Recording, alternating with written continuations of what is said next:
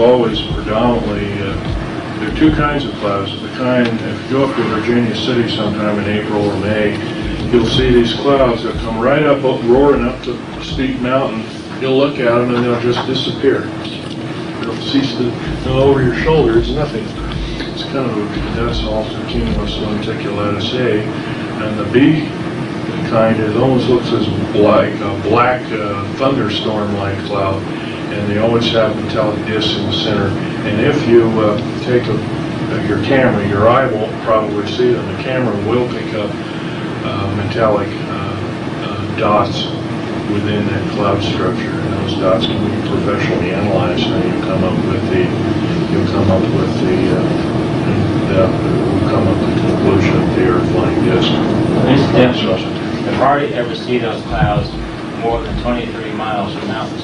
I at that point was at least 200 air miles, straight line distance from Long Peak to the big mountain I had spotted such near Portland, Oregon, and took pictures, submitting it to a TV radio station, TV and radio station. It never got on the air. I wonder why. But they're rare clouds. If you ever have a chance to take a picture of them, you should. What causes the clouds? Well, the natural formation, of course, is altocumulus. They're extremely high cumulus cloud formation. Of course, cumulus is a building. It's a big, kind of like a thunderhead or a thundercloud. Air currents rushing up, and of course, with the altocumulus lens-shaped or cookie-shaped clouds, you have air currents rushing up. Air currents rushing up and air currents rushing down, and what they do is they compress the clouds, and then there's air circulation, generally in a clockwise or counterclockwise measure. I studied weather when I was in high school.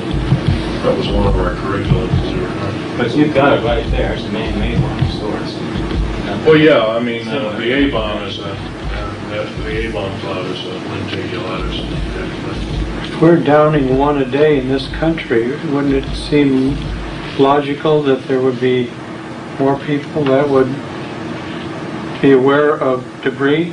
No, I'll tell you why. As soon as one is downed, they're attacking certain northern tier state Air Force bases, predominantly. If you can get on those bases or stray onto those Air Force bases without getting arrested, good luck. But if one of those craft is down, they seal off the whole area, period. They being the federal government, police and whatnot, Air Force police or whatever, air base or army base or tank base or whatever you got in that area. They seal off the whole area. Anybody caught in there is shot on sight, or they're immediately arrested and detained.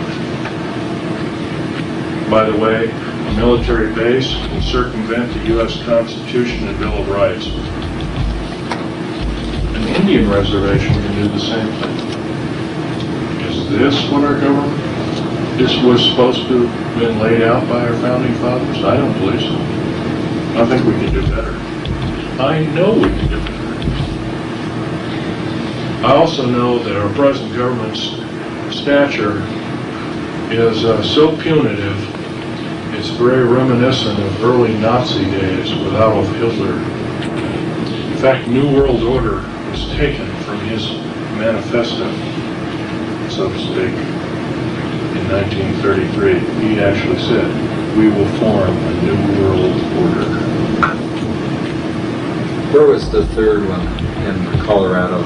You said one was DIA, the second one was the northeastern part of Weld County. One is down, I believe, you know where Telluride, Colorado is? Yes. Yeah.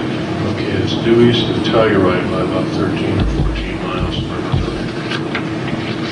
And you can't miss it because if you take some of the side roads, you'll see vented air shafts coming right out of the rock. That's typical of an underground base. Or if you're traveling along by car, by jet, you'll see a truncated mountain. Remember the truncated mountain? You saw as we were curving around going to Las Vegas, and the plane was banking like this. And I said, "Hey, Al, look at the deep underground military base." And the cockpit door was open. It says, "Oh, God." And what they did is they did this. and worked around, and just as you got your camera out, Right. I already had a picture of it. And that was, by the way, one of the bases at S4, because it had circled around Area 51, and that was one of the bases. So I actually saw it from the air. It's been there, for about 30,000. How deep are they? They can run, the deepest deep underground military base is 2.5 miles underground. The Dulce base is 2.5 miles underground. That's pretty close to 13,000 feet. 5,280 feet make a mile. You don't have any temperature, high temperature problems? No, as a matter of fact, in certain sandstones, you actually get a lower temperature than ground surface. And water? Water leaches out. Of course, that has to be sealed. Protective sealing. It's very difficult in some cases. By the way, this ring I'm wearing has a sapphire. When you blow mountains apart, there's sapphires in mountains. I had that professionally cut, where it kind of is a good luck piece. It's a blonde 6-ray star sapphire, American star sapphire. It's been working. Yes. You might have. I had it cut and polished and the setting made in Las Vegas. Some of my different days. Yeah. Well, what about when you're just driving along and there seems to be nothing around, and you'll see these white pipes coming out of the ground with turbines on the top? Exactly. Is that one? That's one type. There's one of those It's an in air shaft. Denver. I mean, I've seen it along the highways in Denver. It's like industrial or commercial stuff over here, and then all of a sudden you see all these white tubings along the highway. Those are air shafts, or some of them are run very deep, some of them are run only 400 or 500 feet underground. You know, you don't have to be a military tactician to see that's very vulnerable. You plug those things up and pump some bad gas down there while it happens. Well, I guess I'm not a tactician and such, so Yeah. that's kind of moot. Yeah, that's one way of telling. Yes, sir. Are there any of those underground bases in Nebraska or Kansas? In every state, there's at least 2. You know where they are in Nebraska? I'd have to look on a map. I couldn't tell you. On the office, Beg pardon? on the office, Air Force Base. Yeah, probably off It's also where they took some of the alien remains and saucer remains right off the bat off of Air Force Base. Okay, any more questions? One more question. Do they have underground base up by Sedona, Arizona? Yes, sir. Yes, we do, and it's a very deep base indeed. In fact, they're going to make it deeper than any other base. They want to take it 4 miles now. What's it called again?